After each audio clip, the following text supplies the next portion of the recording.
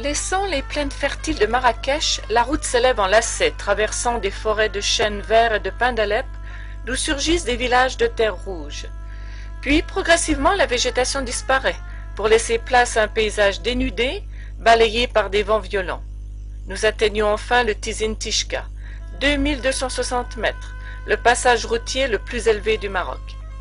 Passé le col, le grand sud marocain s'offre à nos yeux.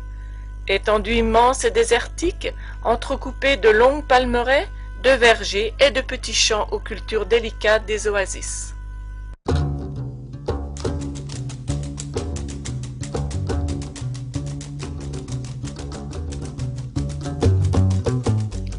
Une kouba abritant le tombeau d'un personnage vénéré veille sur Haït Ben Haddou.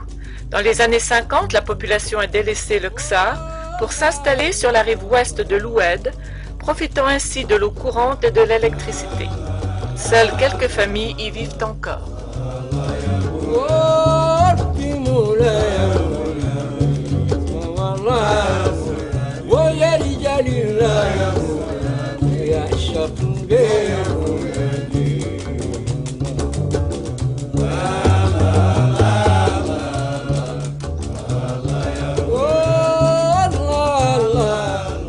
Caractéristique de l'architecture de terre du sud marocain, le Ksar Haït Ben Haddou fut probablement construit au XVIIIe siècle. Son habitat est perché et groupé dans une véritable citadelle pour le protéger des tribus ennemies. Ainsi est-il entouré d'une muraille aveugle, renforcée de tours d'angle et surmonté d'un chemin de ronde. Le seul accès au village était fermé par une lourde porte.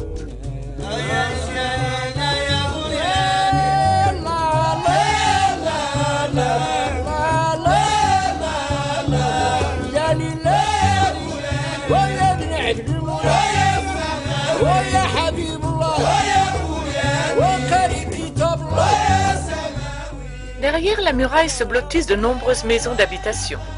Les plus modestes ont 1 ou 2 étages, tandis que les plus hautes, appelées tigremt, ont des allures de château fort avec leurs tours d'angle en briques crues, décorées à leur partie supérieure d'arcades, petites niches, alvéoles ou motifs de losanges.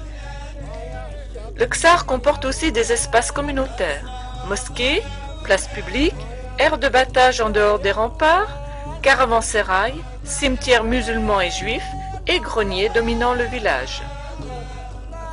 Les matériaux de construction sont la brique crue et le pisé. Les murs sont protégés des eaux de pluie par une large avancée du toit.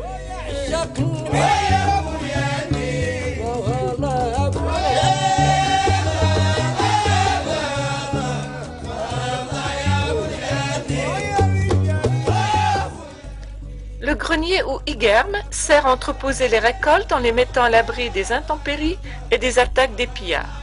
Il peut atteindre 10 mètres de haut et il est percé de très petites ouvertures.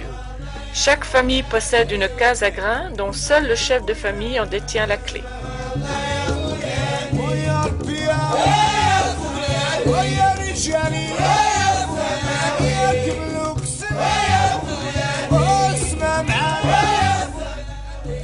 Le Ksar Haït Ben Haddou a su préserver son authenticité architecturale, ce qui lui a valu d'être inscrit au patrimoine mondial de l'UNESCO en 1987. Cependant, les bâtiments sont très vulnérables par manque d'entretien. Un plan de gestion sur 5 ans va se terminer fin 2012. Souhaitons que les 2 comités de gestion locale et nationale sauront sauvegarder ce témoignage représentatif de la culture pré-saharienne.